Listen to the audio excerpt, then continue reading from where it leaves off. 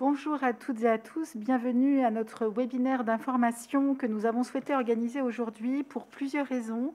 Tout d'abord, pour réaliser un point de situation dans le cadre du rappel mondial de certains appareils Philips de ventilation, mais aussi de pression positive continue. De répondre également ensemble à vos questions, à la fois avec les représentants de l'ANSM, de l'Agence nationale de sécurité du médicament et des produits de santé, j'y reviendrai, mais aussi et surtout avec les associations de patients, avec les professionnels de santé, nous sommes tous mobilisés en effet depuis plusieurs mois et que je remercie d'être présents aujourd'hui. J'y reviendrai un tout petit peu plus tard. Également aussi, l'objectif de notre webinaire est de rappeler les conduites à tenir pour les patients. Nous y reviendrons. La poursuite du traitement, en effet, est essentielle et nous pourrons l'aborder au travers à la fois des différentes présentations, mais aussi, évidemment, d'un temps d'échange dans le cadre de nos questions-réponses. Notre webinaire est diffusé en direct sur notre chaîne YouTube. Nous espérons en effet, et je crois savoir que c'est le cas, que vous êtes nombreux à y participer et que de nombreux patients sont présents, puisque avant tout, ce webinaire est en effet dédié aux patients pour qu'il y ait le maximum d'informations, d'échanges et de réponses aux nombreuses questions. Vous avez la possibilité de poser évidemment ces questions en direct via le formulaire que vous retrouverez évidemment sous la vidéo. Comme je l'ai dit tout à l'heure, je suis accompagnée de plusieurs représentants de l'ANSM. Tout d'abord du docteur Caroline Semaille, donc à mes côtés, directrice générale adjointe en charge des opérations, et également de Thierry Thomas, directeur adjoint des dispositifs médicaux, et qui rappelleront à la fois le contexte de cette problématique, mais aussi les actions de l'agence. Je remercie tout particulièrement les représentants des patients, à la fois donc Gérard Raymond, qui est président de France Asso Santé, Monsieur Trouchot, membre de la FFAIR, et également Adèle Béguin, membre de la Fédération française des diabétiques, et qui pourront en effet porter la voix des patients. Et c'est important, vous le verrez en effet dans la présentation ultérieure, cette mobilisation de l'ensemble des parties prenantes, des patients, des professionnels de santé et évidemment de l'ANSM. Merci également aux professionnels de santé qui sont présents et qui vont pouvoir intervenir, à la fois le professeur Frédéric Gagnadou, qui est pneumologue, également aussi son confrère, le professeur Jésus Gonzalez, et également le docteur Bruno Stack, et notamment pour aborder à la fois la situation, évidemment médicale, mais surtout, et c'est très important, les conduites à tenir face à cette situation. Nous avons également invité, dans un objectif de pouvoir avoir des réponses les plus précises à l'ensemble des questions, les prestataires de santé à domicile qui sont aujourd'hui représentés par Alexandra Duvauchel de la Fédération des prestataires donc, de santé à domicile. Et donc, je remercie l'ensemble des personnes présentes, des intervenants. Je vous remercie aussi toutes et tous qui êtes connectés et à nouveau, je l'espère, les plus nombreux possibles pour pouvoir participer et interagir en effet à ce webinaire d'information sur ce sujet évidemment d'importance. Je vais passer dès maintenant la parole à Caroline Semaille et à Thierry Thomas qui vont pouvoir, comme je le disais, rappeler le contexte et les actions qui ont été menées dans un souci de pédagogie, évidemment de transparence. Vous le verrez, nous avons voulu que la présentation soit les plus pédagogiques en effet et informatives possibles et laisser le temps ensuite en effet à un temps d'échange qui est évidemment extrêmement important pour répondre le mieux possible à toutes les questions qui vont être posées. Caroline. Merci Christelle. Donc, diapositive suivante. Donc, en juin, diapositive suivante. Merci. En juin 2021, donc, Philips a annoncé un retrait mondial de certains ventilateurs et appareils de pression positive continue. Alors, pourquoi? Parce qu'il y avait un possible problème avec une mousse qui se détériorait, la mousse qui était là pour insonoriser l'appareil et qui est donc présente dans ces dispositifs médicaux. Et cette mousse pouvait entraîner en fait une exposition d'une part à des particules qui sont donc libérées par cette mousse insonorisante et d'autre part une exposition à ce qu'on appelle des produits chimiques, des composés volatiles organiques. Et donc, ces risques potentiels identifiés par Philips comprenaient notamment irritation, peau, yeux, voies respiratoires, réactions inflammatoires, maux de tête, asthme et risques cancérigènes. Mais attention, il s'agit bien de risques potentiels, on ne parle pas de risques réels. C'est très important et on aura l'occasion d'y revenir à plusieurs reprises au cours de ce webinaire. Alors, les dispositifs concernés sont les ventilateurs avec ou sans support de vie et donc les appareils de pression positive continue PPC. En France, ce sont donc près de 370 000 dispositifs médicaux qui sont donc concernés par ce rappel et la plupart, en fait, concernent des appareils à PPC. Diapositive suivante. Alors, le rappel par Philips de ces ventilateurs, appareils de ventilation, il y a un certain nombre de dispositifs qui sont concernés. Je ne vais pas évidemment les détailler. Vous pouvez les retrouver sur le site de Philips et aussi sur le site de l'ANSM. Et d'ailleurs, j'en profite pour vous indiquer que nous avons, en fait, depuis plusieurs mois, depuis l'alerte, une page dédiée sur notre site où vous allez retrouver beaucoup d'informations, dont effectivement les appareils qui sont concernés par ce retrait mondial. Diapositive suivante. Alors, dès l'alerte, donc en juin 2021, l'ANSM s'est mobilisée avec ses parties prenantes. De nombreuses réunions d'échange ont été organisées. Nous avons donc associé les associations de patients, les professionnels de santé et les représentants des prestataires de santé à domicile, notamment évidemment pour partager les remontées du terrain, aussi pour auditionner Philips sur les informations dont il disposait, et notamment son plan de remplacement. Et nous détaillerons le plan de remplacement lors de la diapositive suivante, et évidemment établir des recommandations.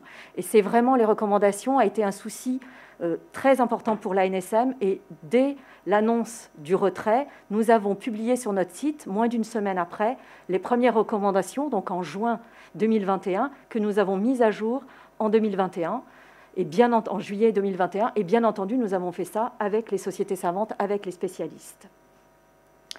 Au total, nous avons donc organisé 5 réunions d'échange avec les parties prenantes. Et puisqu'il s'agit d'un retrait mondial, comme je l'ai indiqué, nous avons aussi collaboré et travaillé avec nos partenaires européens, qui sont bien entendu aussi concernés par ce rappel.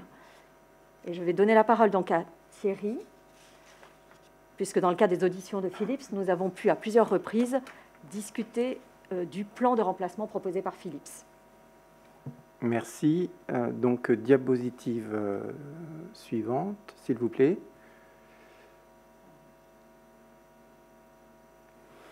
Voilà, donc les constats que l'ANSM fait sur ce dossier sont de plusieurs ordres.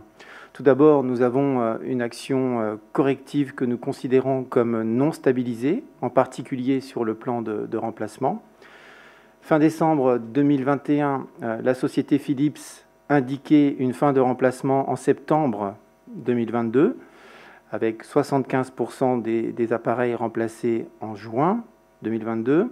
Ce plan est malheureusement évolutif, puisque depuis mi-janvier, nous savons maintenant que la société Philips annonce une fin de remplacement des appareils concernés à décembre 2022. Donc la façon dont l'action corrective a été définie et menée n'est donc pas satisfaisante. Ensuite, sur la réalisation des remplacements eux-mêmes, nous sommes au 4 février avec un taux de 7% des appareils PPC, c'est-à-dire des appareils utilisés pour le traitement de l'apnée du sommeil, donc 7% des appareils remplacés par du matériel Philips et aucun ventilateur.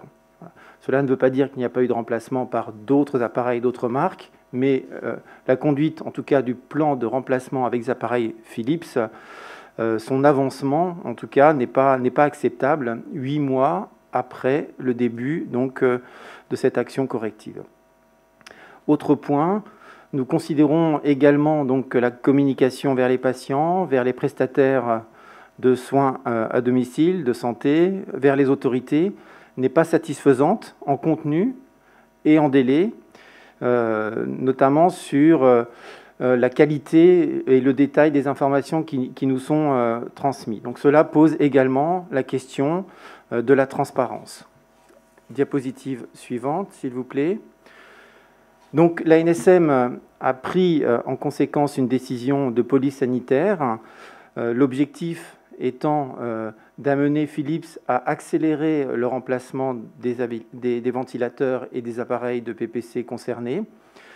L'objectif est donc que Philips tienne ses engagements et l'objectif est enfin de mettre Philips face à ses responsabilités.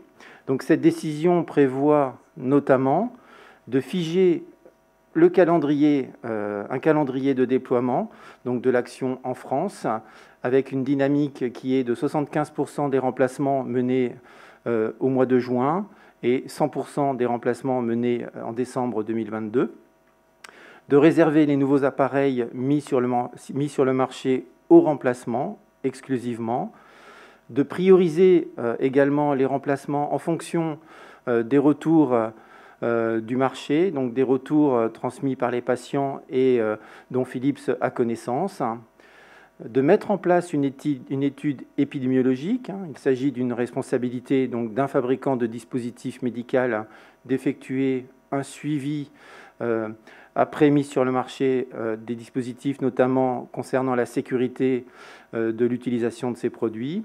Et enfin, d'améliorer l'information aux utilisateurs, aux prestataires de santé et aux autorités compétentes, dont l'ANSM.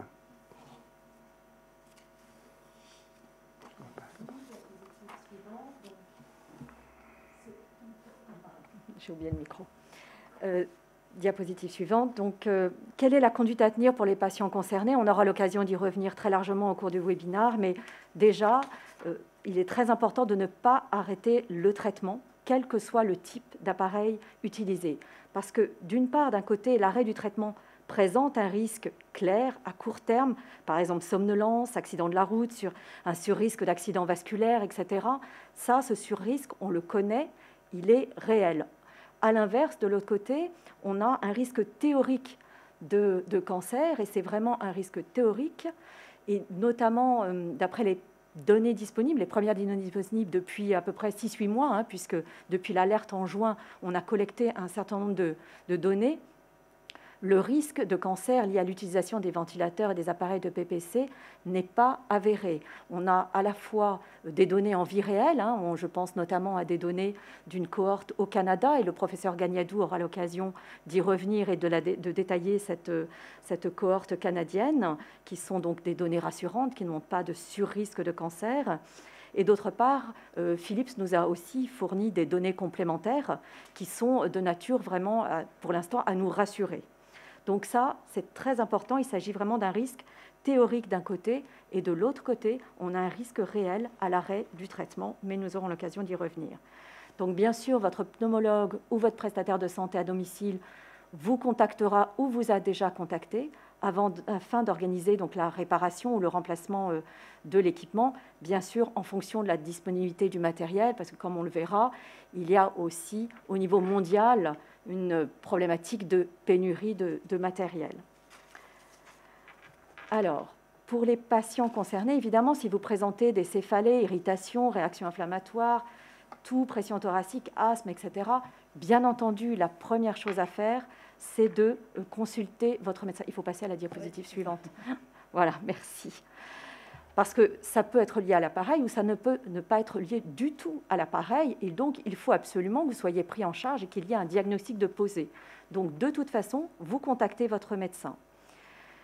Et bien entendu, nous avons, à l'instar des médicaments, une possibilité de déclarer des effets indésirables dans le cadre d'un portail des signalements.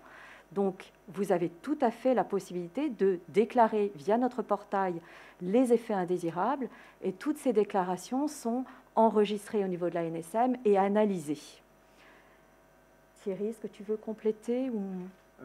Oui, clairement, c'est extrêmement important que vous puissiez nous faire remonter ces informations, parce qu'elles contribuent pour nous à mener des évaluations on va dire les plus complètes possibles. Donc il est vraiment essentiel de nous faire remonter ces informations. Donc d'un point de vue pratico-pratique, vous avez un portail qui existe sur le site du ministère de la Santé, signalement-santé.gouv.fr. Vous trouverez l'outil pour déclarer. Vous avez également la marche à suivre que vous pouvez trouver sur notre site internet dans la rubrique démarches, donc site internet de l'ANSM. Pour être clair, on reçoit énormément de signalements à l'heure actuelle. Depuis la dernière réunion partie prenante où nous étions à un peu plus de 300 signalements, là, on fait face effectivement à un afflux extrêmement important. Donc je ne vais pas vous donner de chiffres aujourd'hui, parce qu'on est en train de consolider tous ces signalements, on les communiquera ultérieurement. Mais voilà, le message vraiment important, c'est déclarer, faites-nous remonter ces informations. Merci beaucoup Thierry, merci beaucoup Caroline. Donc vous l'avez vu, hein, ce temps de présentation assez court était important pour resituer évidemment le contexte, le sujet, les mesures aussi qui ont déjà été prises. Donc vous l'avez vu en collégialité avec les parties prenantes, avec les associations de patients, avec les professionnels de santé. Et vraiment, en effet, l'objectif et le message à passer, c'est de pouvoir donner une information la plus claire possible aux patients, donc à vous toutes et tous, nombreux qui êtes évidemment connectés sur la mise en évidence. Est-ce que je suis concernée en effet par ce dispositif et en effet, il y a la liste des dispositifs concernés sur notre site internet. La mise en place en effet de cette décision contraignante pour avoir un remplacement dynamique, encadré, pour que vous toutes et tous patients puissiez disposer dans les temps les plus adéquats possibles soit de dispositifs réparés ou alors de nouveaux dispositifs. Et évidemment également la poursuite des investigations. Thierry Thomas l'a rappelé, la déclaration est évidemment extrêmement importante. Cela nous permet évidemment de pouvoir analyser de manière précise. Nous allons le voir aussi ultérieurement avec les professionnels de santé. Il existe aussi déjà des données dans la littérature, dans des cohortes en effet qui peuvent être mobilisées. C'est évidemment important. Et dans cette attente, en effet, la nécessité impérieuse de poursuivre son traitement. Je l'ai dit, tout cela s'est fait depuis le mois de juin en collégialité, hein, bien évidemment, il est indispensable de travailler avec l'ensemble des parties prenantes. Et donc, je vais laisser la parole, et je les remercie à nouveau, aux représentants, en effet, des patients. La voix des patients est indispensable à nouveau. Hein, ce webinaire est réalisé pour les patients. Donc, je donne évidemment la parole, en effet, aux patients pour qu'ils puissent exprimer, évidemment, leur point de vue. Nous aurons aussi la session dédiée des questions-réponses où il pourra y avoir, je l'espère, des réponses à nombre d'interrogations sur ce sujet. Je passe la parole au président de France Asso Santé, Gérard Raymond, si cela est possible, évidemment, et je crois que tout est bon en termes techniques. Je vous laisse tout de suite la parole. Merci beaucoup, Monsieur le Président. Merci, Madame la Directrice. Mes chers amis, mesdames et messieurs, à France Asso Santé, nous avons pour mission effectivement de défendre l'ensemble des usagers de la santé, défendre leurs droits, mais aussi avoir un poste de vigilance par rapport à l'évolution de notre système de santé par rapport aux médicaments et aux dispositifs médicaux. Face à l'inquiétude montante et légitime de l'ensemble des patients qui sont aujourd'hui utilisateurs de ces appareils-là, les associations qui les représentent ont tout à fait raison aujourd'hui de porter haut et fort cette inquiétude-là. Il n'empêche que nous devons analyser d'où vient cette inquiétude. Et vous l'avez parfaitement bien dit, les mesures ont été prises dès le mois de juin pour informer l'ensemble des patients, pour aussi exiger de la part du fabricant certaines contraintes. Que s'est-il passé depuis ? Eh bien, si cette inquiétude aujourd'hui est forte auprès des patients, c'est tout simplement parce que nous constatons un retard pris sur le plan de remplacement décidé ou présenté par Philips et un manque d'informations précises auprès de l'ensemble des patients, des 70 000 personnes et plus qui utilisent ces appareils-là. Sans dénigrer effectivement l'action qu'ont pu mener les prestataires en santé ou les professionnels de santé, pneumologues et autres, il n'empêche qu'aujourd'hui, nous constatons que trop de patients n'ont pas eu une bonne information, notamment traitement, et aussi de rassurer effectivement l'ensemble des patients. Et ça, c'est une des missions essentielles du prescripteur et du prestataire en santé.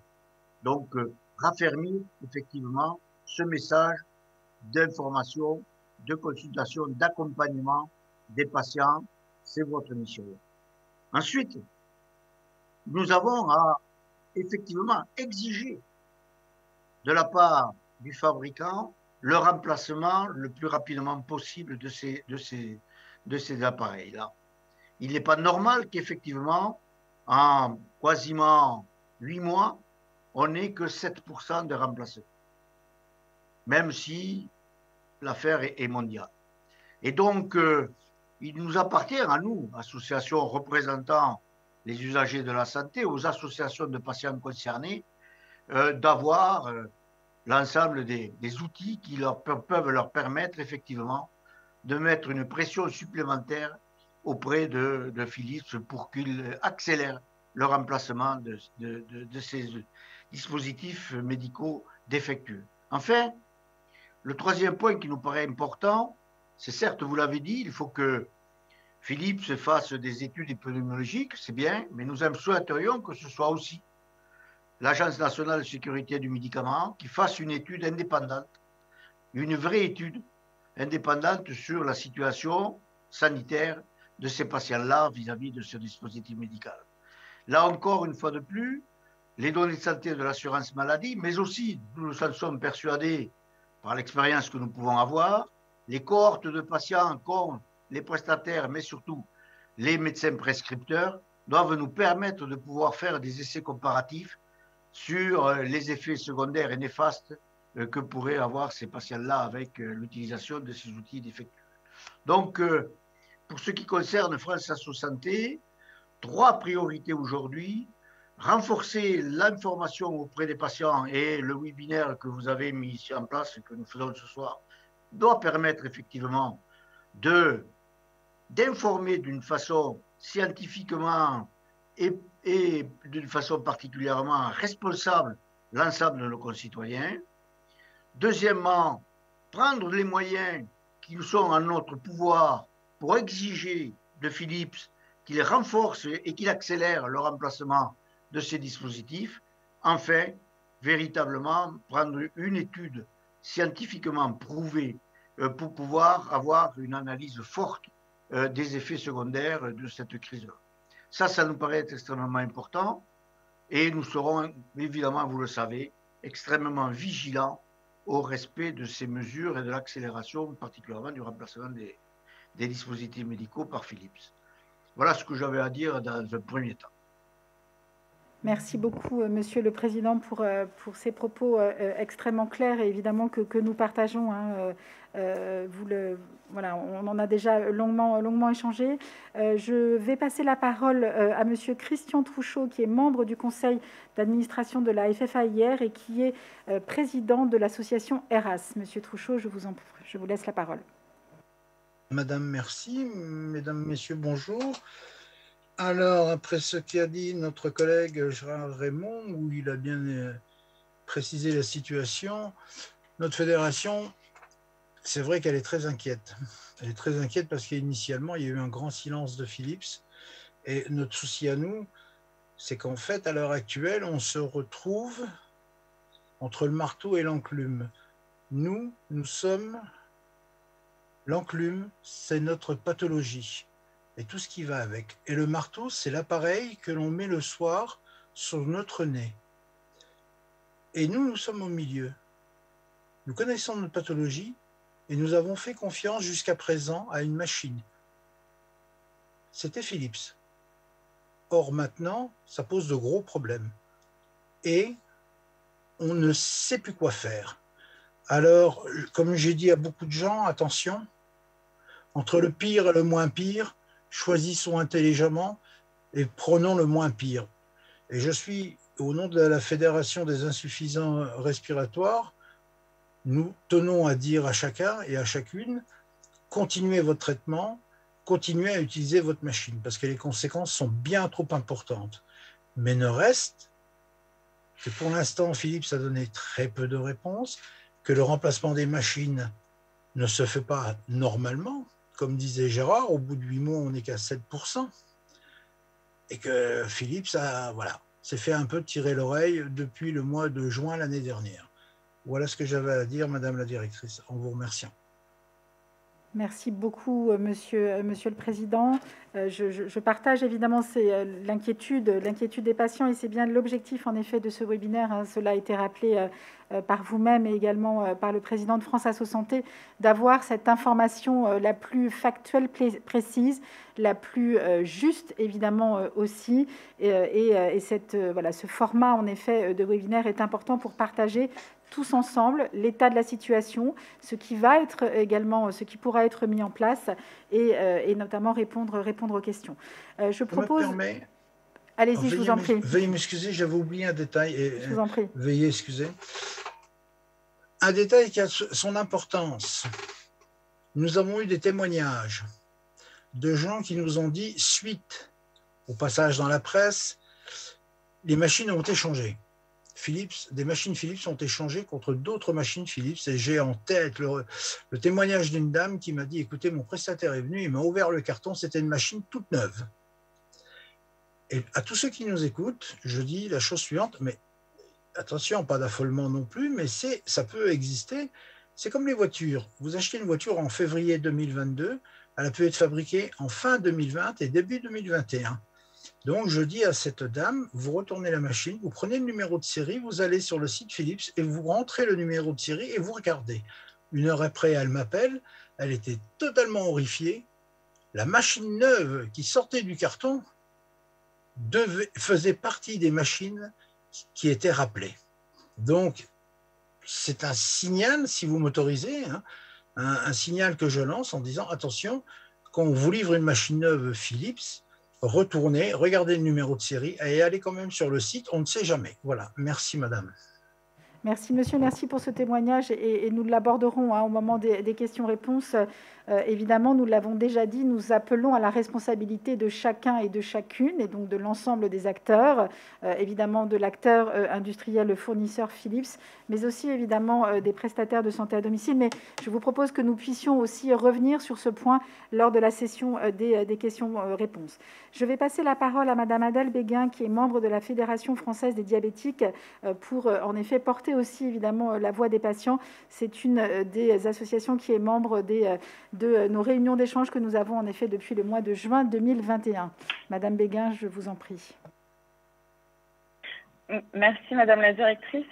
Alors pour la Fédération française des diabétiques, nous avons identifié plusieurs éléments qui semblent aujourd'hui être indispensables pour assurer l'avancement du remplacement effectif des machines et informer de façon exhaustive les patients concernés afin de répondre à leurs interrogations, assurément à l'origine d'une angoisse majeure et légitime.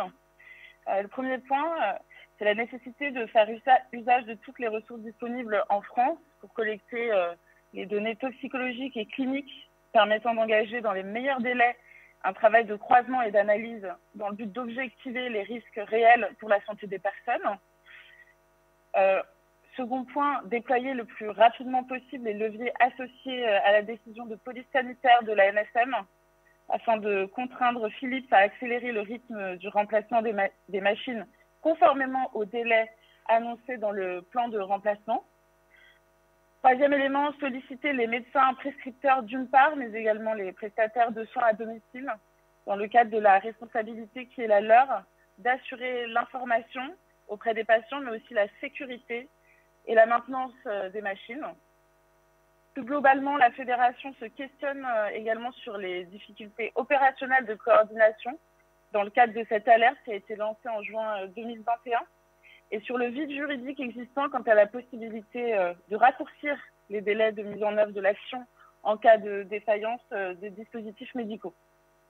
Enfin, la priorité de la Fédération française des diabétiques est de permettre une information transparente, claire et loyale à destination des patients, contraindre Philips à pallier aux difficultés d'approvisionnement afin de respecter ses engagements et mener à bien les études qui sont aujourd'hui indispensables afin d'évaluer les risques et éclaircir les zones d'ombre qui persistent.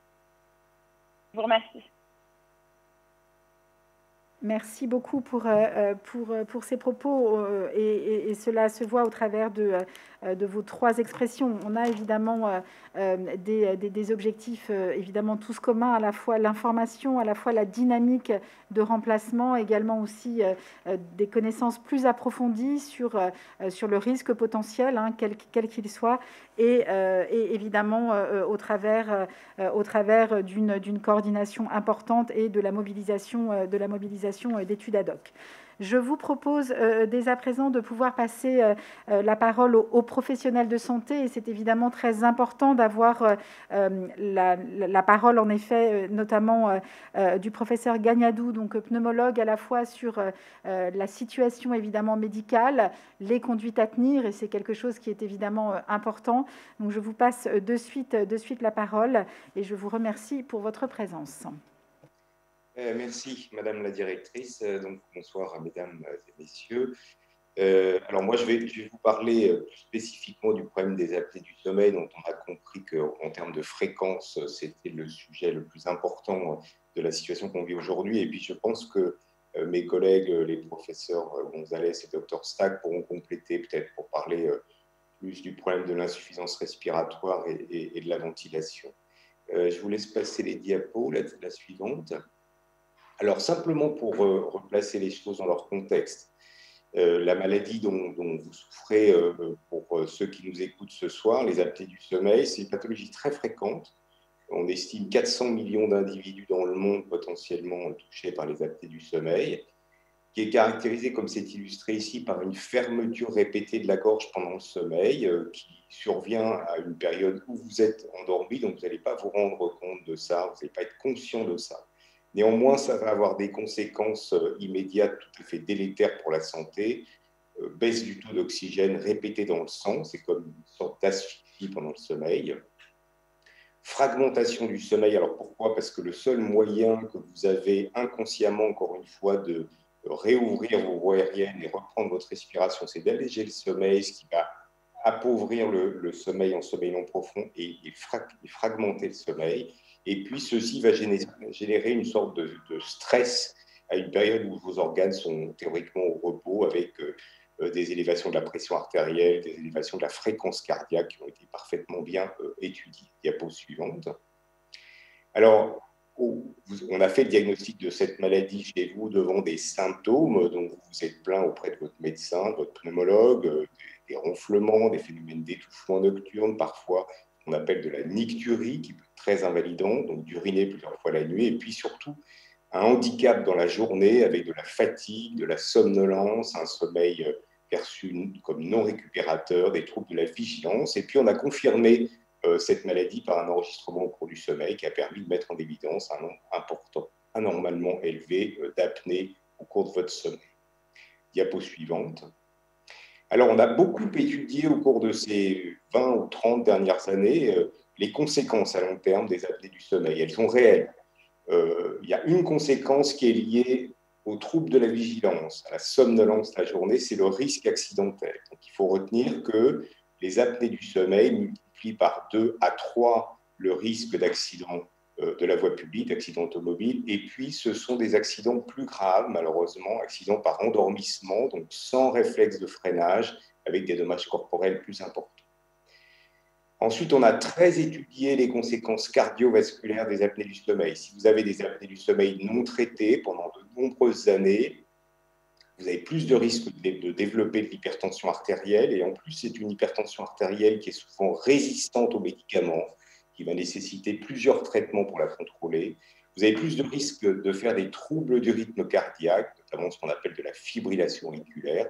Et puis, vous avez plus de risques, et ça, c'est extrêmement important en termes de santé publique, de faire un accident cardiovasculaire. Et sous ce terme, on entend les accidents cardiaques, infarctus, et les accidents vasculaires cérébraux, dont vous connaissez probablement les conséquences en termes de handicap en particulier. Diapo suivante.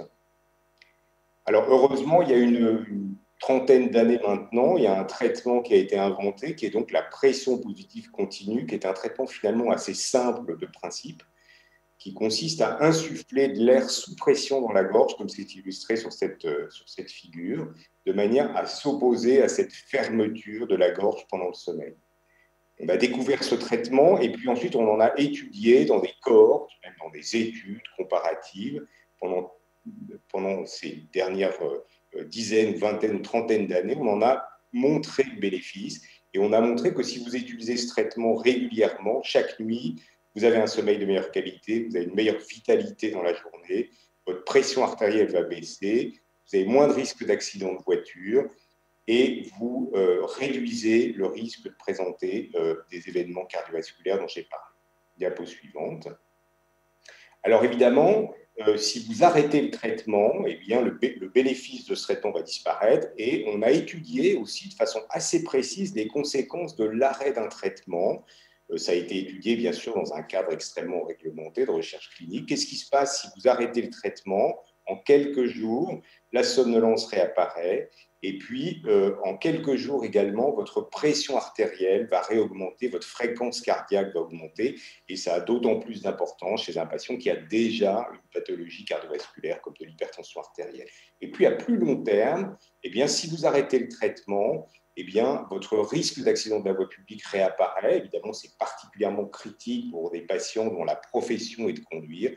Et puis, le risque cardiovasculaire réaugmente et vient d'être publiée une étude basée sur les données de l'assurance maladie qui confirme qu'arrêter le traitement par pression positive continue est associé dans les années qui suivent à un surrisque de problèmes cardiaques.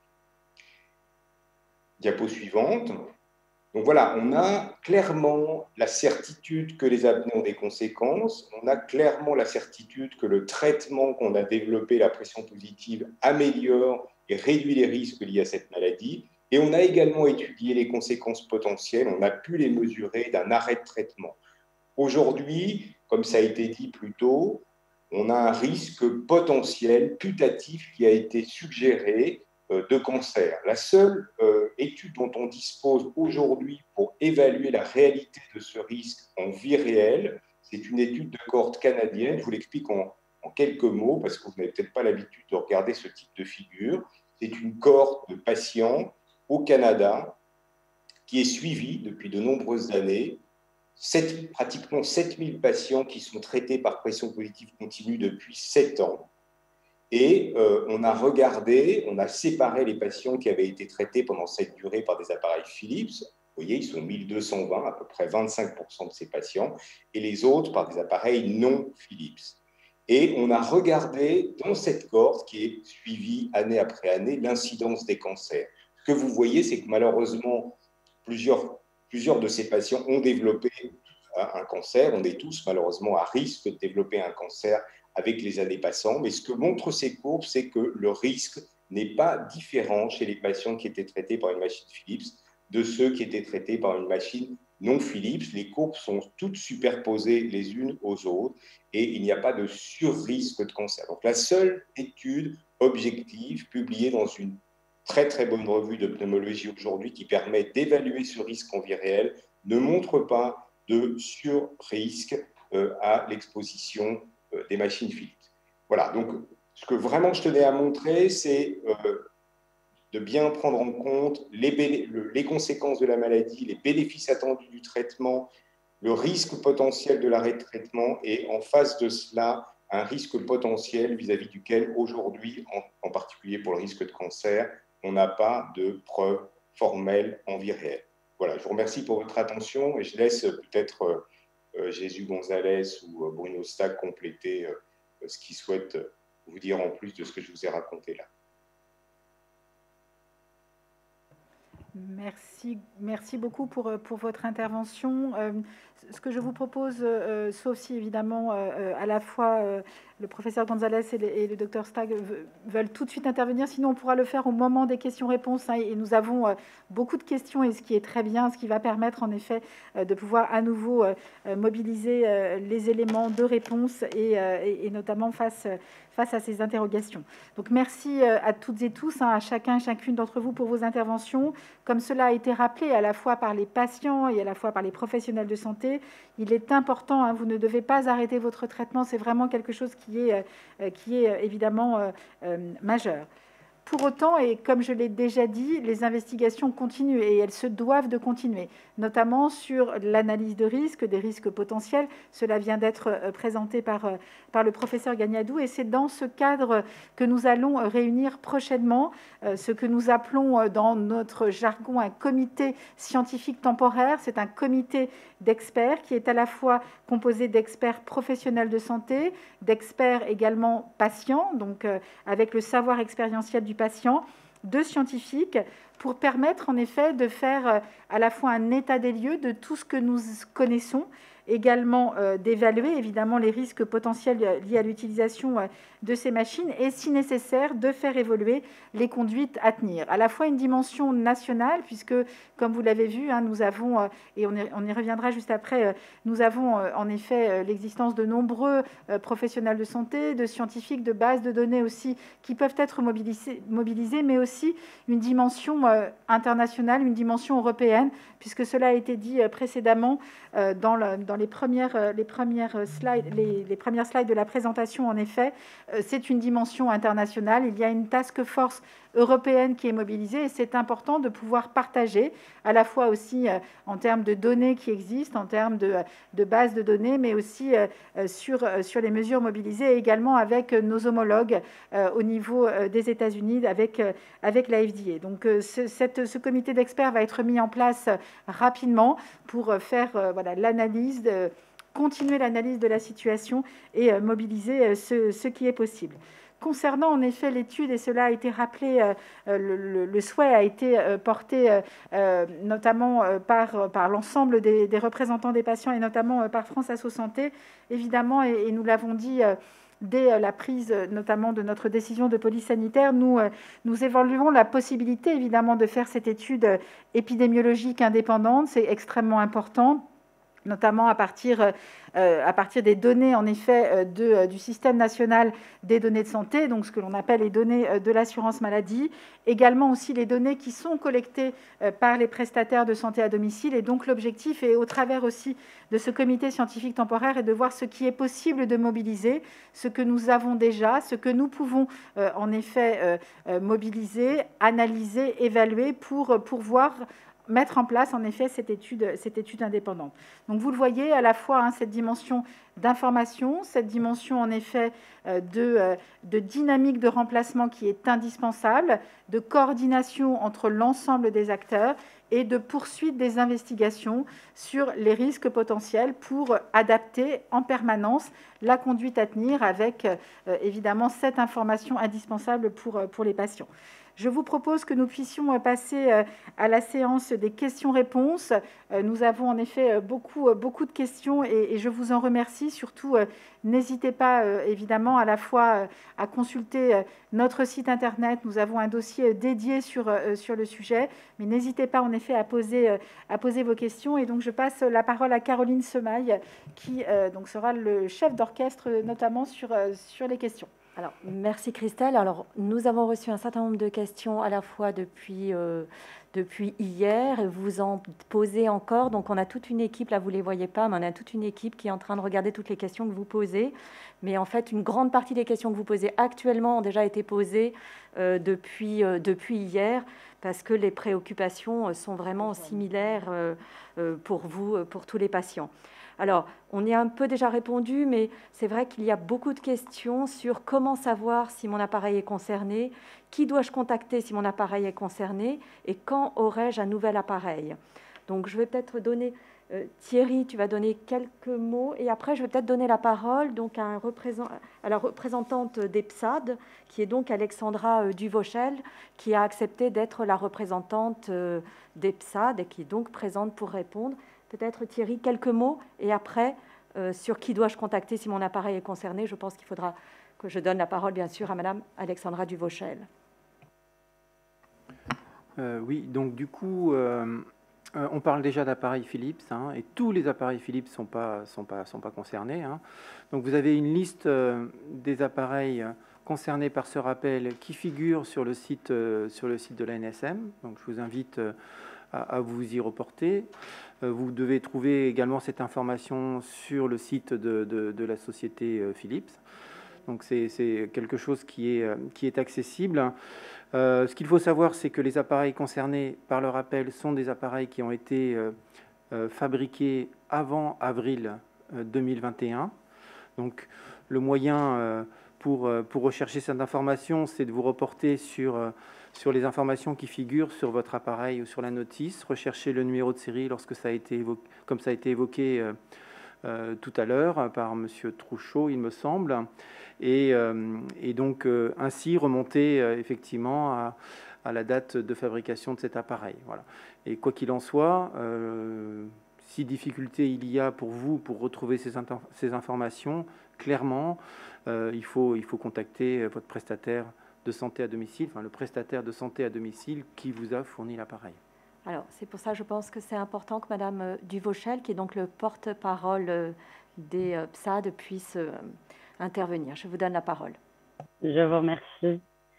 Oui, alors en effet, normalement, tous les patients qui ont été concernés effectivement par ce rappel ont eu l'information que leur matériel serait remplacé dans les délais qui nous ont été livrés par Philips et dont vous connaissez l'échelonnement. Cette information a été livrée entre juillet, au moment où la décision des conduites à tenir a pu être diffusée. D'ailleurs, les organisations professionnelles ont toutes mis à disposition un courrier type d'information des patients pour justement garantir le bon contenu en conformité avec la nécessité d'informer, les conduites à tenir et tous les éléments permettant aux patients d'être informés précisément de la situation. Donc, si vous n'avez pas été informé par le prestataire que votre appareil devait être remplacé, c'est que, en principe, vous n'êtes pas concerné. Vous pouvez bien naturellement vous adresser à votre prestataire pour en avoir la garantie. Sachez que, avec la médiatisation, nous avons eu une très forte croissance d'appels sur les plateformes des prestataires. Et nous avons pu constater d'ailleurs que beaucoup de patients qui nous appelaient n'étaient effectivement pas concernés par ce rappel parce que pas équipés par les matériels identifiés. Donc voilà, vous pouvez, mais normalement, l'information vous est livrée par le prestataire et sachez que nous avons à cœur de tout mettre en œuvre pour favoriser le remplacement le plus rapide des réceptions des matériels Philips, bien évidemment. Merci. Je pense qu'il y aura d'autres questions qui vous concerneront. Mais là, je voudrais donner la parole donc, au professeur Gonzalez et au docteur Bruno Stack, parce qu'il y a, évidemment, on a bien clairement indiqué quelle était la conduite à tenir, mais malgré tout, il y a des questions que je vais vous relayer. C'est, dois-je continuer à utiliser l'appareil ? Je continue les questions. Là, on y a répondu, mais je développe. Comment savoir si mes problèmes de santé viennent de l'utilisation de mon appareil ? Depuis que je suis équipée de cet appareil, j'ai le sentiment d'avoir des effets indésirables. Que dois-je entreprendre comme démarche ? Et surtout, on a beaucoup de questions. Dois-je effectuer un bilan pulmonaire de contrôle ? Un suivi particulier est-il prévu pour les patients appareillés, etc., etc. Donc ça, c'est des questions vraiment très pratiques que les patients vont poser à leur médecin. Docteur Gonzalez, ou professeur Gonzalez, pardon. Oui, merci de cette question.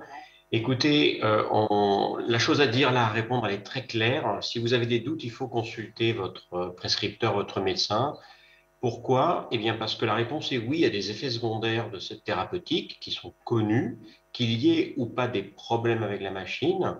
On sait que l'humidification du nez est importante, des choses comme ça avec des effets secondaires que l'on connaît.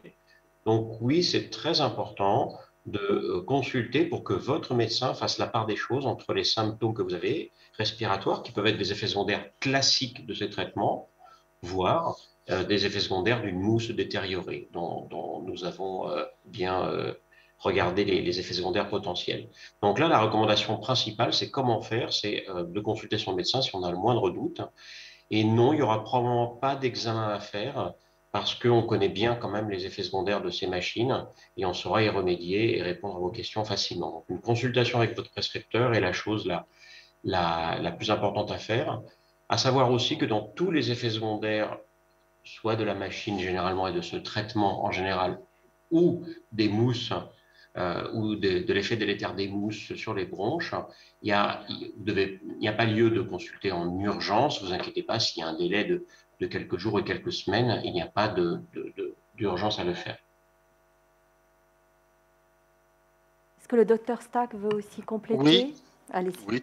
Oui, tout à fait. Donc, je vais compléter par différentes petites choses, Madame la directrice, et donc à toutes les associations de patients. Donc, mon rôle est ici, donc d'abord d'informer l'ensemble de la communauté pneumologique donc sur les actions à faire et pour pouvoir répondre à toutes les demandes des patients et de mettre également en relation donc les prestataires de santé à domicile et donc les prescripteurs. Donc, de telle façon qu'on puisse donner une information éclairée, sincère à tous les patients et qu'on puisse répondre à leurs questions tout à fait légitimes. Et c'est pour ça que j'ai déjà prévenu donc beaucoup de pneumologues quant à l'attitude à avoir donc vis-à-vis de ces différents questionnements. L'autre chose pour répondre également donc suite à l'intervention du professeur Gonzalez, il y a effectivement les effets donc immédiats, mais pour le suivi à long terme, sachez que vous êtes suivi de toute façon. Même en dehors de tout cela, il y a un suivi annuel qui est fait pour les PPC, et un suivi même plus fréquent pour les ventilations de niveau de pression. Donc, vous êtes de toute façon suivi, et la communauté donc, pneumologique étant au courant de tous ces problèmes scientifiques, bien sûr que vous serez suivi sur tous les plans. Nous avons également des cohortes qui existent, différentes cohortes existent. Il y en a le professeur Gagnadou qui a des cohortes. Nous avons des cohortes également donc, au niveau du Conseil national professionnel de la pneumologie. Et ces cohortes sont prêtes à travailler et à faire des études indépendantes en association avec la SNSM pour pouvoir donc répondre à vos questions.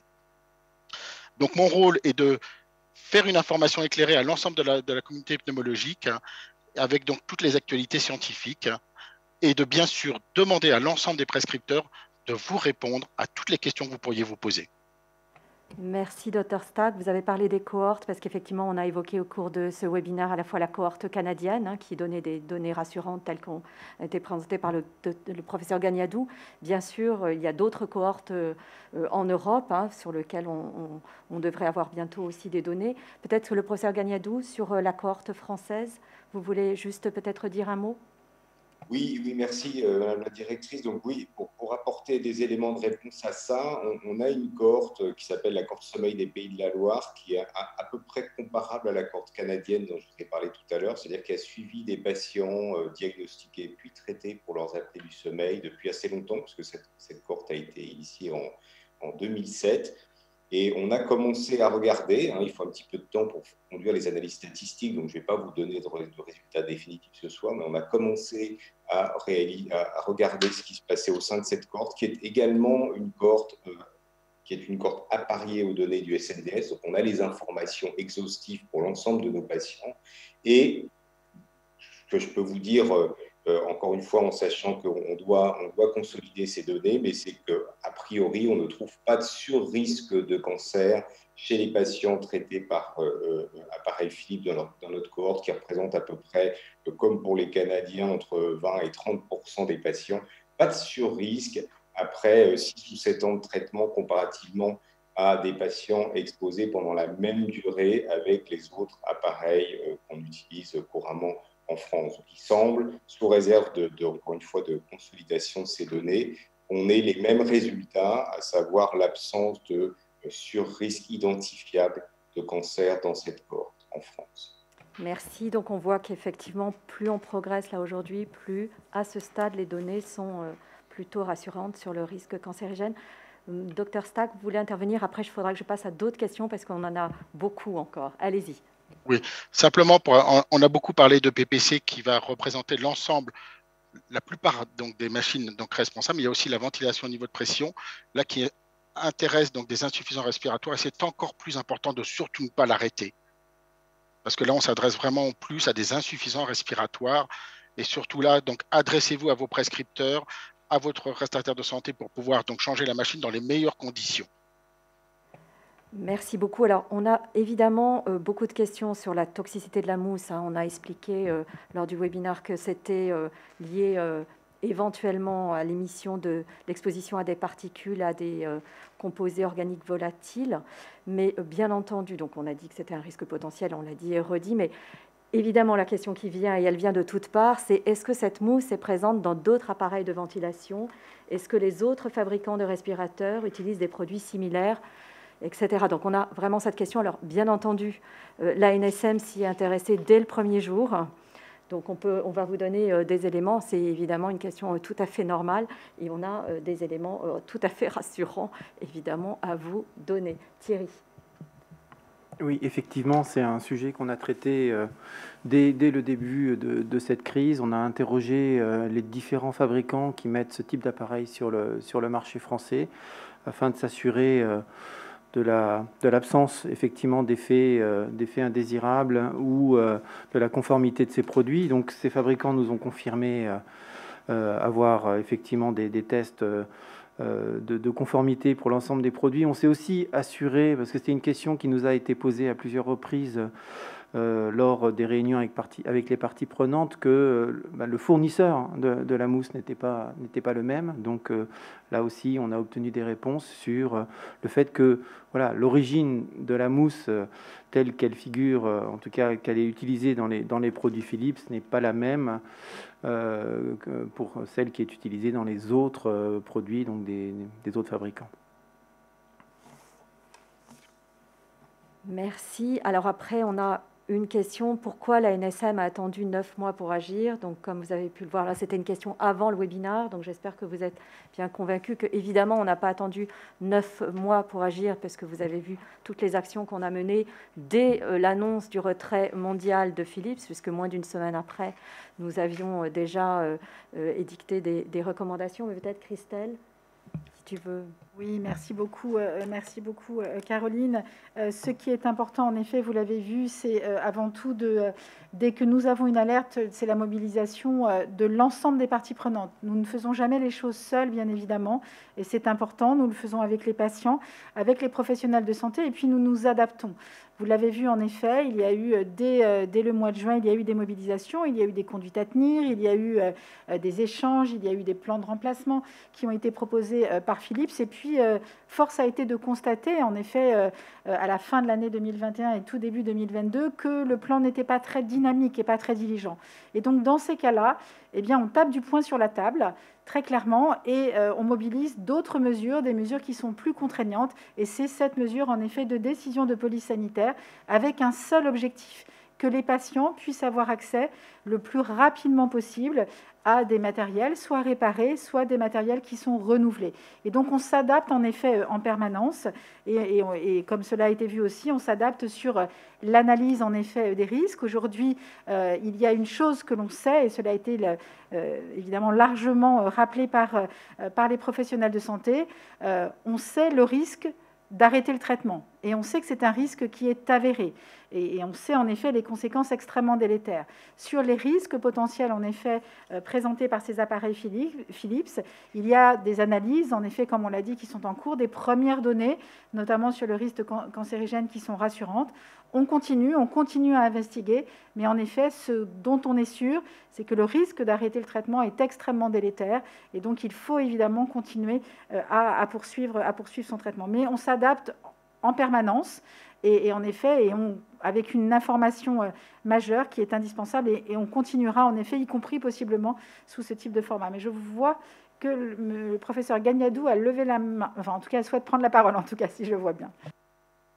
Non, j'avais juste envie d'ajouter, même si encore une fois, ça n'exclut pas du tout la nécessité de mettre en place des études scientifiques rigoureuses, bien conduites, et bien évidemment, on comprend l'inquiétude des patients qui sont présents là. Il y a quand même un élément important à prendre en compte, c'est qu'on prescrit ces appareils, tous autant que nous sommes ici depuis des années, des dizaines d'années. On a traité énormément de patients avec ces machines, je pense en particulier au PPC pour les apnées du sommeil. On suit les patients, on les voit chaque année en consultation. Et donc, je doute quand même que nous ait échappé des complications graves du traitement qui, à l'évidence, nous seraient apparues. On l'aurait constaté, on aurait vu des choses apparaître au cours du suivi des patients. Donc, évidemment, il faut évaluer un risque, même modeste, prendre en compte, et pour ça, mettre en œuvre des études scientifiques. Mais ce qu'on peut dire, c'est que le recul que l'on a, nous, en tant que professionnels de santé, pneumologues très investis dans ces maladies-là depuis 15, 20, 30 ans d'exercice avec un nombre très important de patients traités, c'est que je crois que toutes les discussions qu'on a eues ensemble, on a tous dit la même chose. Il n'y a aucun signal cliniquement évident d'une toxicité réelle de ces machines, qu'il s'agisse de phénomènes inflammatoires bronchiques ou de cancer. C'est juste ce que je voulais ajouter avant qu'effectivement on ait des données robustes scientifiques qui viennent conforter ça. Alors, il y avait des questions aussi, pourquoi nous n'avons pas invité Philips à ce webinaire, parce que là, c'était vraiment le webinaire pour les patients. On voulait pouvoir partager en fait les actions qu'avait menées la NSM et donner aussi la parole aux professionnels de santé. Mais rassurez-vous, nous, Philips, nous le auditionnons dans le cadre des réunions de parties prenantes, mais aussi nous avons des réunions très régulières avec Philips. Mais là, c'était un webinaire pour votre information, pour qu'on puisse partager tout ce que nous avons fait et puis essayer de répondre à toutes vos questions. D'ailleurs, vous nous avez aussi posé la question pourquoi il n'y avait pas un numéro vert. Alors aujourd'hui, c'est vrai que nous avons déjà un guichet des usagers et on a un certain nombre de questions qui nous sont parvenues depuis quelques mois sur ce guichet des usagers. Et puis aussi, vous avez les PSAD qui sont vos interlocuteurs privilégiés. Alors peut-être que je vais redonner la parole à Madame Duvauchel parce qu'il y a aussi des questions sur les prestataires. Avaient-ils une obligation d'informer les patients de ces rappels? Et est-ce qu'on peut changer de PSAD si celui-ci ne nous convient pas? Voilà. Et est-ce que le PSAD a la possibilité donc de proposer un autre matériel? Donc après, on aura la difficulté d'avoir une disponibilité des autres matériels. Ça, on est conscient qu'on n'en a pas. Enfin voilà, il y a une demande mondiale de ces appareils et même les concurrents ont aussi des soucis pour accélérer leur production compte tenu du contexte lié à la pandémie Covid. Et je vous donne la parole. Oui, je vous remercie. Oui, écoutez, vous l'avez dit, il y a une situation de pénurie mondiale, donc je n'y reviens pas. C'est vrai que les prestataires de santé à domicile ont néanmoins fait leurs meilleurs efforts justement pour accélérer les remplacements et ont pris sur eux, avec les matériels dont ils disposaient d'autres marques, pour accélérer ce remplacement. C'est-à-dire que lorsque vous avez annoncé, et c'est vrai, 7% de machines Philips remplacées parce que 7% de machines Philips livrées aux prestataires, en réalité, aujourd'hui, on est à un taux approximatif de 15% de remplacement. Néanmoins, ce meilleur effort, on ne peut pas aller au-delà, au regard des éléments que vous évoquiez de pénurie mondiale. Donc ça, c'est un premier élément de réponse. Le deuxième élément, sur la deuxième question, est-ce que l'on peut changer de PSAD? Bien évidemment, comme on peut changer de médecin, c'est la liberté du choix du malade, de son professionnel de santé, de son prestataire. En revanche, si vous espérez que parce que vous changez de prestataire, vous allez résoudre plus rapidement la problématique d'accès à un matériel, je n'en suis pas persuadée. Parce que, encore une fois, cela dépend de la capacité de Philips à livrer effectivement les matériels de remplacement nécessaires. Voilà. Et la troisième question, je vous prie de m'excuser, je ne l'ai pas notée, j'ai un peu oublié. Vous y avez répondu, c'était peut-on changer de prestataire sur l'information, l'obligation d'informer? Oui, bien sûr, voilà. Évidemment. Alors, les prestataires de santé à domicile qui interviennent bien évidemment dans la traçabilité, la matériovigilance, garantissent cette information à l'ensemble des patients selon différentes modalités, comme je l'ai indiqué. Et comme ça a été rappelé par l'ANSM et également la communauté scientifique, il est important de réitérer l'information parce que souvent elle ne passe pas bien. Il faut se souvenir quand même que les premières informations ont été délivrées fin juillet, en pleine période estivale. Donc naturellement, il faut poursuivre cette information et les prestataires de santé à domicile sont vraiment investis pour répondre à leurs patients. On est en contact permanent. Je vous l'ai dit, on a eu de nombreux appels. Nous continuons à répondre à tous les appels qui nous sont formulés, toutes les questions qui peuvent être posées, bien évidemment. Nous sommes à leur disposition. Notre vocation, c'est d'abord d'accompagner nos patients dans le cadre de leur traitement en toute qualité, en toute sécurité. Donc, bien évidemment, nous les informons et nous continuerons à le faire. Alors, Peut-être aussi on peut indiquer que nous sommes en train de travailler sur un document d'information pour les patients que nous sommes en train de rédiger à l'ANSM et que bien sûr on va partager avec les professionnels de santé et l'EPSAD. Et l'idée c'est que ce document puisse être aussi servir de support et puisse être distribué par l'EPSAD. Et on a attendu ce webinaire aussi pour voir toutes les questions que vous vous posez pour qu'on puisse enrichir notre document d'information et qu'il puisse répondre à toutes vos questions. Alors, j'ai d'autres. Alors, il y avait aussi des questions. Alors, on y a déjà un petit peu répondu, mais je vois qu'elles reviennent beaucoup. C'est est-ce que les autres appareils, les autres appareils qui ne sont pas de la marque Philips ne sont pas concernés? Donc oui, on peut le redire, les autres appareils ne sont pas concernés par ce problème de mousse. On l'a dit tout à l'heure, mais voilà. Et ce n'est que effectivement. Christelle me le rappelle, mais tout à fait, c'est certains appareils Philips, d'où l'importance d'aller regarder le numéro qui se trouve donc sur l'appareil et vous pouvez après comparer avec ce qui est indiqué sur notre site. Ça, c'est un point important. Alors après, on avait une autre question. Que fera l'ANSM si la DPS n'est pas respectée? Alors, nous avons la réponse. Alors, que fera l'ANSM si la DPS n'est pas respectée? Déjà, bien évidemment, on va rester attentif à ce que cette DPS soit respectée.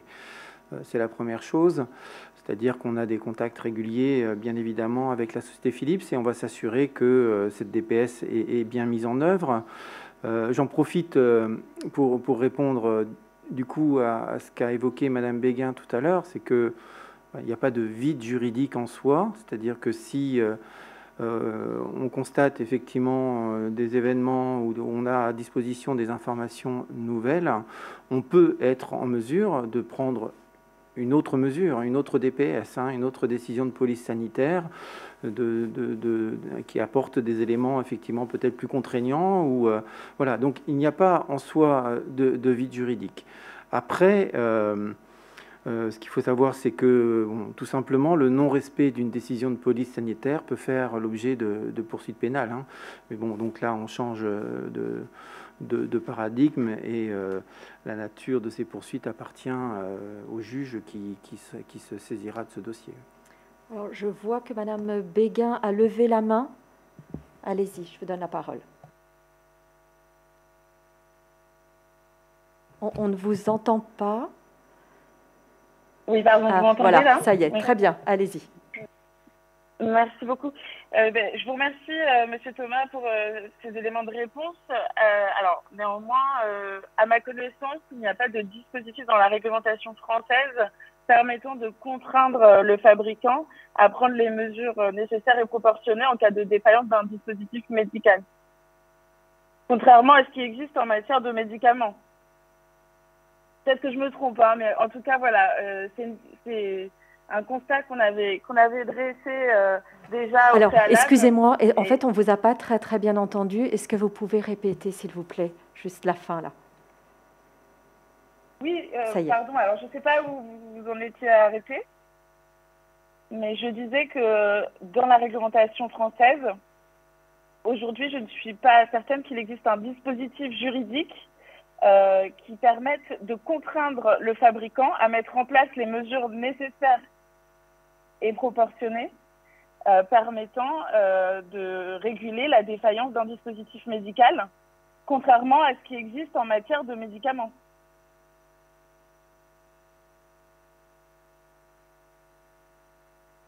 Alors,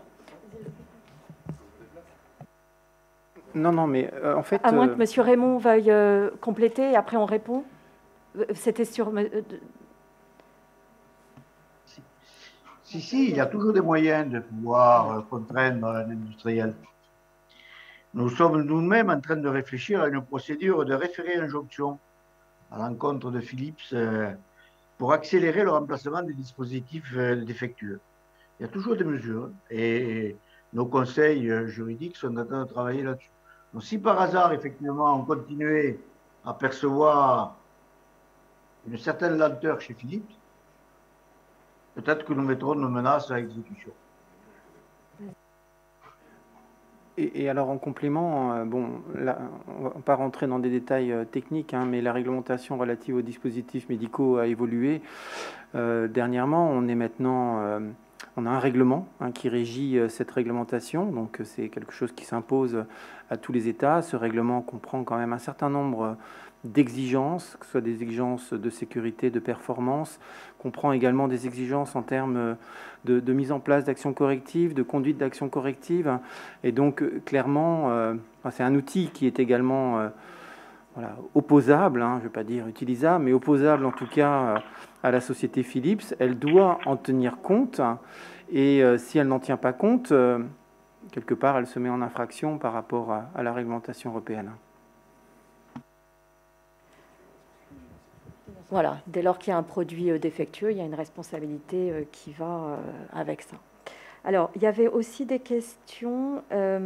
Alors, beaucoup, c'est à partir de quand nous avons été au courant et quand la FDA a été également au courant. Alors, clairement, en fait, les autorités européennes, françaises, nous en l'occurrence, et européennes, c'est au moment du rappel mondial qui a été opéré en juin 2021. Nous n'avons pas eu d'informations en amont de ce rappel mondial. Et après, vous faites beaucoup référence, dans les questions, à un rapport de la FDA. Mais je vais laisser Thierry compléter sur ce rapport de la FDA qui est public, qui date de novembre 2021. Oui, c'est une question effectivement intéressante parce qu'elle apporte un éclairage sur ce dossier. Donc effectivement, la FDA a réalisé une inspection du site Philips Respironics aux États-Unis. C'est une inspection assez longue qui a duré 21 jours et qui a été répartie entre le mois d'août et novembre, je crois, 2021. Et donc la FDA a publié donc une inspection en 2021. La FDA a publié les résultats de cette inspection sur son site Internet. Et donc, voilà, que révèle cette publication? C'est que la FDA a mis en évidence un certain nombre d'observations, donc je ne vais pas les passer tout en détail. Franchement, l'information est publique, mais qui mettent en évidence effectivement une action corrective qui n'est pas adéquate sur le fond, en délai. Il y a également des points sur l'analyse de risque, etc. Et en particulier, donc, cette inspection a mis en évidence que l'information d'une mousse défectueuse avait été transmise dès 2015 à la société Philips. Voilà. Donc, ce qu'il faut vraiment comprendre de cette communication de la FDA, c'est que voilà, le fait que Philips soit au courant depuis 2015 a été révélé par l'inspection réalisée par la FDA, conduite entre août et novembre 2021, et dont les résultats ont été mis en ligne et donc portés à la connaissance de tous, y compris de la NSM à ce moment-là. Merci Thierry. Donc, on a aussi des questions. En gros, c'est indépendamment de la problématique actuelle des appareils Philips, quels sont les risques, quels sont les effets secondaires habituels de ces appareils? Donc, je vais peut-être donner la parole, je ne sais pas, à Bruno Stack ou professeur Gonzalez, qui suivent tous leurs patients qui sont appareillés qui utilisent ces appareils depuis des années et des années. Parce qu'on a souvent ces questions de quels sont les effets habituels. Indépendamment de la problématique actuelle, à quoi doit s'attendre un patient quand il utilise un appareil PPC? Alors, je ne vois pas. Est-ce que c'est... Non, je veux bien. Allez-y. À moins que... Donc, les effets secondaires de ces appareils sont peu prononcés en vérité. Il peut y avoir donc des petites intolérances locales dues au masque, avec surtout des fuites au masque, qui peuvent irriter aussi les yeux. Comme a été décrit, donc les mousses, vous voyez, c'est pas forcément la mousse qui va donc irriter forcément le nez, ça peut être des fuites tout simplement. Et généralement, il y a très peu d'effets secondaires donc de ces machines en termes donc d'irritation bronchique ou de choses particulières. Et comme d'ailleurs le disait le professeur Gagnadou, depuis le temps qu'on suit ces patients-là, à part des effets locaux ou de non-tolérance à la machine, mais ça c'est autre chose, c'est pas un effet secondaire, donc il n'y a quasiment pas d'effets donc bien délétères donc de ces machines. Merci. Est-ce que le professeur Gonzalez ou le professeur Gagnadou veulent compléter? Je peux juste compléter, oui. Juste compléter en disant qu'on a des scores qu'on pose en fait souvent à chaque consultation, et je peux vous le dire parce que comme ça vous verrez que ce sont des effets secondaires classiques, pas très importants qu'on recherche, mais comme l'a dit le docteur Bruno Stack, c'est un peu la même chose qui est décrite aussi par l'irritation que peuvent faire les mousses. On demande, ça peut être nez bouché, yeux irrités, bouche sèche, sensation d'étouffement, une gêne psychologique de l'appareillage, une mauvaise tolérance de l'entourage. Il faut y penser aussi, aérophagie, des lésions cutanées du visage et des maux de tête. Ça, c'est par exemple un questionnaire de suivi classique qu'on fait à nos malades. Et vous voyez qu'il y a quand même des effets secondaires qui sont certes banaux, mais qu'on suit quand même parce que ça peut gêner et détériorer la qualité de vie. Et malheureusement, dans les effets secondaires mécaniques que peut faire une mousse détériorée, on peut imaginer les mêmes choses aussi qui vont se faire sur les malades. Donc c'est important qu'on voit les malades s'il y a des effets secondaires de ce type pour juger qui fait quoi. Merci. Je pense que c'était important ce point d'étape, de bien comprendre aussi qu'effectivement, il peut y avoir des effets juste liés à l'utilisation d'un appareil PPC ou respirateur de vie. Alors, je pense qu'on a pris la plupart des questions. Je les ai un peu regroupées, évidemment. Peut-être que Christelle, pour reprendre un petit peu, refaire le point sur les actions et les perspectives de l'agence en matière d'action dans les mois à venir. Oui, merci beaucoup Caroline. Donc, comme nous l'indiquions précédemment, les perspectives, donc avec la mise en place en effet de notre comité d'experts à la fois national et international pour aller plus loin sur l'analyse en effet du risque, l'analyse des risques potentiels, sur l'évolution possible des conduites à tenir, également aussi partager avec l'ensemble des parties prenantes, des patients, des professionnels de santé, évidemment les documents d'information qui ont été évoqués par Caroline Semaille. Par définition, tout document d'information est au préalable échangé, co-construit avec les patients et les professionnels de santé, puisqu'il doit répondre à vos attentes. Et c'est avant tout le point évidemment majeur.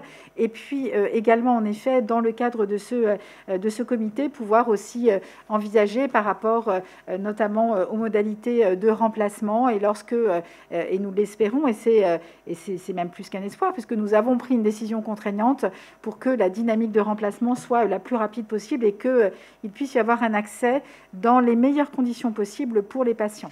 Donc ça, c'est un point important. Donc l'ensemble à la fois des présentations, je remercie tous les intervenants, mais aussi des questions-réponses, a permis, je l'espère, de pouvoir assurer cet objectif d'information la plus large possible. Et c'est en effet l'attitude et la posture que nous avons depuis le début d'une information la plus large possible, au travers évidemment de manière graduelle, au travers de notre site internet, des relais aussi dans les médias, puisque c'est important, des relais avec l'ensemble des parties prenantes, les associations de patients, les professionnels de santé et également le webinaire que nous avons mis en place aujourd'hui et comme je le disais, qui pourra être évidemment renouvelé dans ce format puisque c'est évidemment... Cela va être diffusé juste après la fin de la réunion sur notre chaîne YouTube en replay. Donc, vous pourrez évidemment le consulter. Et réellement, en effet, j'espère que nous avons répondu aux différentes questions et aux questions principales. C'est-à-dire, je suis un patient qui est appareillé avec soit un appareil PPC, soit un ventilateur. J'ai des interrogations, j'ai des inquiétudes et donc j'espère qu'avec ce webinaire, vous avez pu avoir en effet les éléments d'information importants. Premièrement, je suis patient, je ne suis pas seule. Je ne suis pas seule, je peux évidemment me rapprocher de mon professionnel de santé, de mon pneumologue, de mon médecin traitant, mais également aussi de mon prestataire pour savoir si je suis concernée. Vous pouvez également consulter le site internet de l'ANSM où en effet la liste des appareils concernés existe et merci en effet vous le voyez voilà c'est magique en fait je dis les mots et les slides apparaissent donc la technologie voilà aujourd'hui est quand même très aidante et donc vous avez en effet la liste et toutes les informations utiles puisque nous avons un dossier complet sur le sujet. Ensuite, évidemment, une inquiétude possible sur les effets indésirables, et on l'a beaucoup vu dans les questions, à la fois Évidemment, les pneumologues présents, le Collège de médecine générale ne pouvait pas être présent ce soir, mais nous travaillons de manière très étroite, évidemment, avec les médecins généralistes aussi. Et c'est donc important que vous, en tant que patient, vous puissiez revenir vers vos professionnels de santé pour échanger, discuter sur, en effet, ces sensations, ces effets indésirables. Est-ce qu'ils sont liés ou pas à l'utilisation, en effet, de l'appareil? Est-ce qu'ils sont aussi générés par des inquiétudes par rapport à la connaissance, en effet, de ces défauts? Et c'est donc évidemment important de ne pas être seul et surtout d'échanger avec ces professionnels de santé. Et puis ensuite, pour le remplacement, vous l'avez vu en effet, des mesures contraignantes pour accélérer. Et évidemment, nous suivons de manière extrêmement précise la dynamique de remplacement, à la fois auprès de Philips, mais aussi auprès des prestataires, pour suivre par rapport au poids de déploiement, en effet, que nous avons exigé dans le cadre de notre décision contraignante, voir en effet si les choses, évidemment, suivent bien et adapter en fonction, évidemment, et en conséquence, les mesures que nous menons, et également, comme je le disais, les mesures d'analyse, en effet, de suivi, d'analyse de risque par rapport à toutes les données que nous avons, au niveau national, mais aussi au niveau européen et au niveau international. Donc vous le voyez, nous sommes tous mobilisés depuis plusieurs mois et nous continuons évidemment à être mobilisés en adaptant nos actions, nos mesures, collectivement. Je le dis très souvent, mes équipes entendent très souvent cette phrase, on est plus intelligent à plusieurs, ça c'est indéniable et c'est la raison pour laquelle on travaille tous ensemble, les patients, les professionnels de santé, les autorités sanitaires, dans un seul but, en effet, c'est de pouvoir garantir en effet votre sécurité lorsque vous utilisez en effet des produits de santé. Donc surtout, n'hésitez pas en effet à consulter l'ensemble des éléments d'information qui sont sur notre site. N'hésitez pas non plus à déclarer. Thierry Thomas l'a rappelé, donc au travers du portail en effet des signalements. C'est important, ça permet d'acquérir de la connaissance et de pouvoir adapter évidemment les actions qui sont nécessaires. Vous pouvez continuer à suivre les actualités régulièrement qui sont mises à jour sur notre site internet. Vous pouvez aussi vous abonner à notre site internet au travers d'une newsletter en sélectionnant en effet les thématiques que vous souhaitez suivre. Et un point majeur, et j'espère qu'en effet à la fois les patients, les professionnels de santé et nous-mêmes, autorités de police sanitaire, et nous avons tous parlé d'une seule voix, surtout n'arrêtez pas votre traitement. Ça, c'est un point majeur. En cas de doute, consultez votre professionnel de santé, échangez avec votre obstate qui pourront vous accompagner au plus près, mais surtout, n'arrêtez pas votre traitement. Et nous sommes là, évidemment, pour répondre à vos questions, évidemment, en tant qu'autorité sanitaire, au travers de notre guichet usager. Nous avons un formulaire dédié et c'est comme cela que vous avez posé de nombreuses questions, qui est disponible sur notre site internet et vous avez une réponse qui vous sera adressée dans les meilleurs délais. C'est notre numéro vert digitalisé et c'est évidemment important. Ça vous permet aussi d'avoir une information la plus précise possible. Donc à nouveau à toutes et tous, notamment aux intervenants, je vous remercie d'avoir pu vous mobiliser dans un temps court, également à une heure. Alors, pas complètement tardive, mais pas non plus complètement tôt. Merci à toutes et tous pour votre présence. Je crois que vous avez été très nombreux, en effet, sur YouTube. Vous pouvez revoir en replay. Et donc, j'espère, en effet, que le message est bien passé sur l'information, évidemment, indispensable, les lieux où vous pouvez avoir cette information et ce message très fort que nous portons tous collectivement de ne pas arrêter votre traitement. Merci beaucoup à toutes et tous et je vous souhaite une excellente soirée. Merci beaucoup. Et merci à tous les intervenants à nouveau. Merci beaucoup.